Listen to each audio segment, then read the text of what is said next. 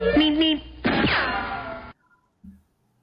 So, Geoff, the Blue Jays have a certain certain starter making his debut, and I would say that you have been watching Trey Yesavage kind of all the way up through his college career to the Blue Jays.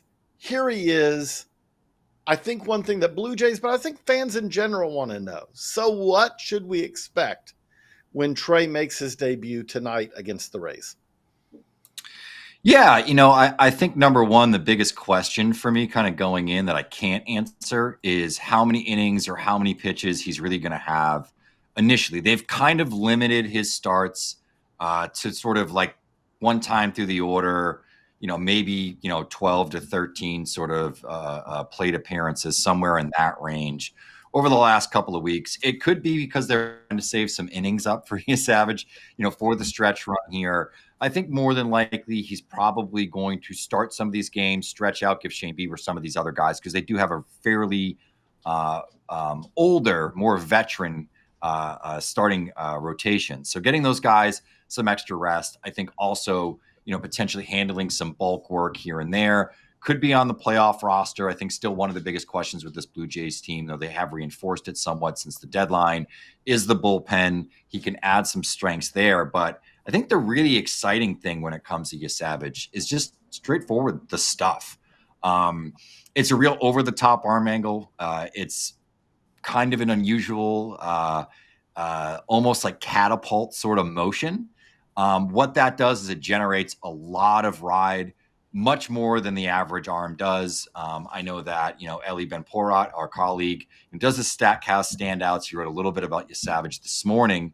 And he made a really good point that I sort of want to focus on here because I do think it's something that you're going to see quite a bit, especially early in his starts when he tends to lead with that fastball before setting up his secondaries.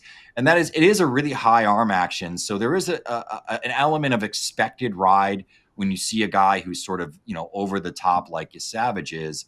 That said, he still generates such a high level of ride that hitters are not used to seeing that. And he does hide the ball well.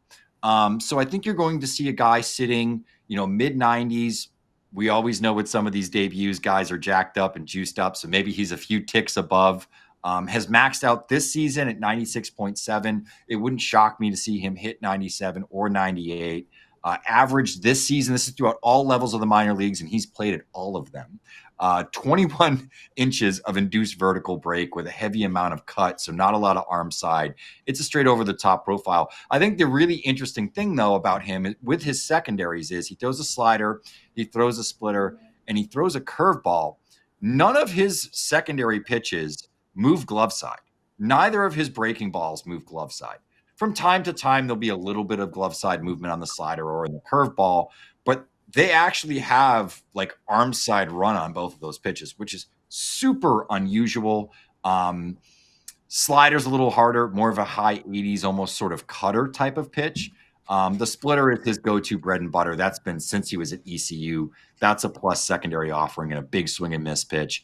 And then he'll mix in a curveball as well, though he hasn't thrown it much since he was in Dunedin. He's only thrown about 30 curveballs this year. So really interesting look that it wouldn't shock me if the first time lineups see him, if they struggle with him a little bit, because he is so unique in comparison to other arms that are in the game. You hit on this a little bit, but I still want to ask you the question kind of a little bit more explicitly. This is a Blue Jays team that is going to the postseason.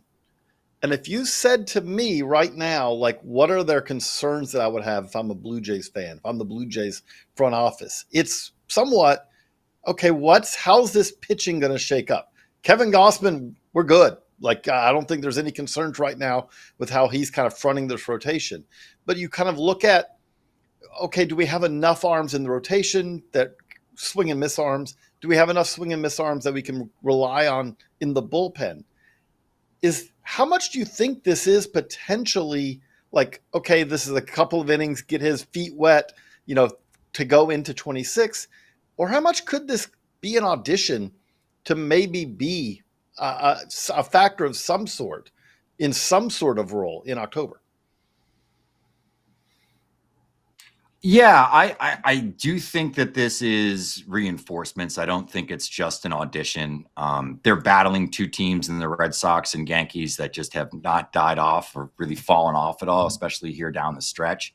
They're both within striking distance within the division. I think especially for the Blue Jays, when you consider their strength being the starting pitching that they have and having so many veterans that can give you really quality starts in a playoff series, they want to get that first round bye. They want to be able to go into a series where they don't have to play a single game playoff. I think that's, the shorter series for them are just, not going to be an advantage. So I think this is all hands on deck. This is simply one of the best players that they have available to them. It's reminiscent in some ways of David Price with the Rays when they made that run. I believe it was in 2008 when they first called him up.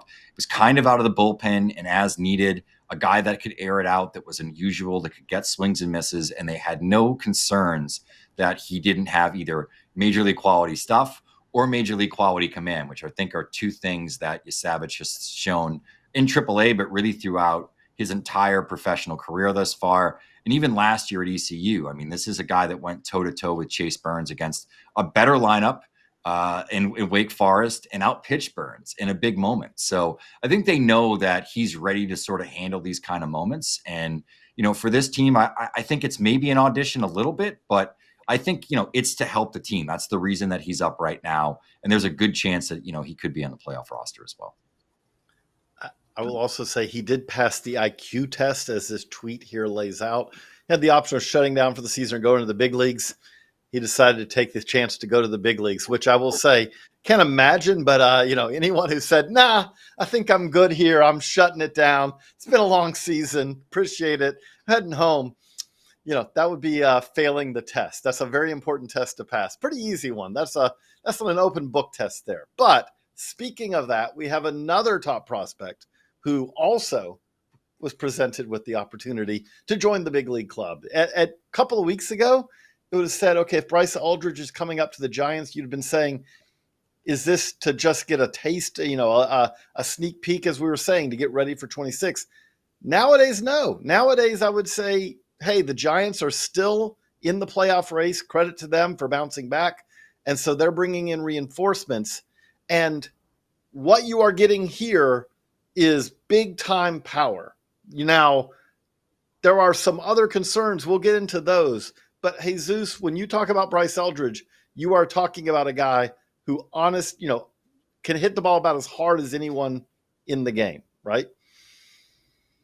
100%, and I think it's also fitting. I'm based out of Phoenix, and he's going to make his debut here at Chase Field, so I will definitely be going down to Chase Field to go watch him make that debut, especially having seen him on the backfields earlier this year when he was going through a rehab assignment. He was playing in extended spring training, and you hit it right on the nail, JJ. I mean, you look at this guy, 20 years old, the way he's built, and you're right. You mentioned about, maybe a couple weeks ago, would have been for experience, and I actually covered this in our September call-up story as hopefully a player to see his call up, and that all came into fruition. And you see where the Giants are at in a position right now. You don't call up a guy like Eldridge for, of course, for experience, but also there's something more beyond that. This is a guy who's going to give a lot of impact at the bat, heart of the lineup, position wise. Playing first base mainly. Could be at the H2, depending what they want to do with Rafael Devers and that whole carousel of infielders that they have going on. But you just look at the swing, you look at the picturesque motion that it really delivers and the quality of it. I mean, this is a guy that's going to make a huge impact. And I mean, there's this, pretty exciting call up with the Giants going on, and just the unexpected turn that they've taken as they chase that postseason spot. You hit on it also, though. He's also going to be one of the youngest players in the big leagues when he comes up.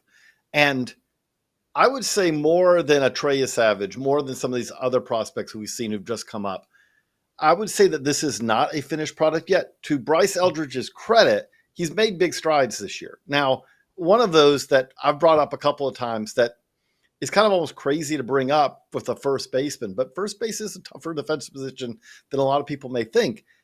Bryce Eldridge was unplayable last year, 18 errors last year, and really even April of this year, 5 errors in April of this year. His hands are not good. This is a two-way player who kind of the general idea was that this was going to be a dominating pitcher until very late in his amateur career. that has gotten better. He is now pretty reliable there at first base. But if you're talking about how's this going to work, if he's playing, I would say it's probably going to be more Devers at first base, ideally, and him at DH than vice versa. But Geoff, the thing that does jump out here, 95.0 mile an hour average EV since he got to AAA. That is tied basically for the highest in AAA with a guy named Roman Anthony. If you look at guys with 100 or more at-bats, plate appearances in AAA. There's some swing and miss here. There are some holes that probably he'll always have because he's one of the biggest players. He'll be one of the tallest players in the major leagues.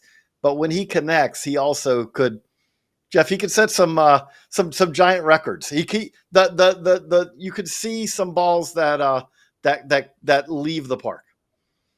Yeah, I mean, granted, there was a guy named Barry Bonds that probably would have set all these StatCast records if we had that data and those tracking systems available to us while he was still playing in that park. But I mean, it is a tough place to hit the ball out of. I think we know that. He has the kind of power that there's no parks in the world that are going to keep this guy in, right? Like, he has the ability to connect, as you said, when he really catches the barrel, he has the ability to put the ball 430 feet on a consistent basis. The miss hits, that sort of thing, I think are really going to boost him, especially in that park where it's cavernous. He can run a little bit too. Bigger guy. The sprint speed is usually pretty good once he's underway. Maybe home to first times, that sort of thing. He's not going to blow you away. But longer strides, all that sort of thing. He's going to hit a lot of doubles and a lot of triples in this park too. With how hard he hits the ball, some of the power alleys there, and his ability to hit some of those gaps too, weird caroms off of that brick wall, etc. I think the upside here, just in terms of what he could produce from a slugging percentage, is going to be pretty eye popping. Now, I think the skills are going to be a question mark. There's going to be a lot of swing and miss. But I do think that he's a guy that could run, especially early on, like a low 30s, high 20s sort of K rate and be really, really successful. He just needs to make that amount of contact. This is one of those guys where the power and, the ability to backspin the ball, the approach, all that sort of stuff is there. If he's making enough contact and he's past sort of that threshold that you need to be successful in the major leagues, he's going to be really, really successful. And, I think, right now they lose their first baseman in Dom Smith. There is an opportunity for, Eldridge to sort of Wally Pip that job and just run with it and, be the first baseman for many, many years to come. You mentioned it. There is not a whole lot of tougher places to hit than trying to hit the ball to right field at Oracle Park. Jesús and I were there together. They have a park at Papago, their backfields in Arizona that is set to those dimensions. And when you just see it kind of in a minor league park type setting, it really kind of jumps out to you just how far it is, especially to right center.